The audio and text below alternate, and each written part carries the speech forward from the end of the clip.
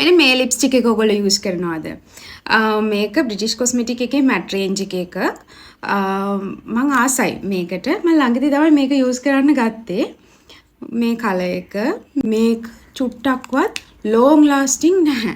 මේක ගාගෙන ඔෆිස් එකට ගිහිල්ලා මම වතුර ටිකක් බිව්වත් මේකේ භාගයක් ගිහිල්ලා. මම දන්නේ ඇයි එච්චර කියලා නේ.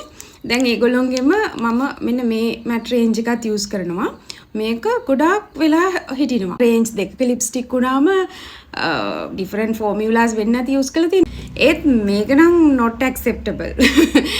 මොකද එච්චර ඉක්මනට යන්නේ.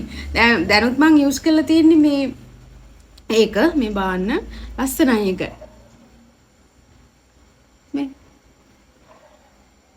මේක කලේ එකක් ගෑවත් අර එච්චර තික් ගතියත් මදි කියලා මට හිතෙනවා.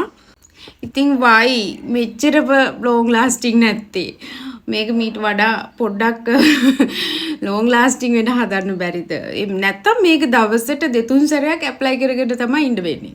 ඕගොල්ලොන්ටත් මේ සේම් එක්ස්පීරියන්ස් එක තියනවාද මේක ගැන?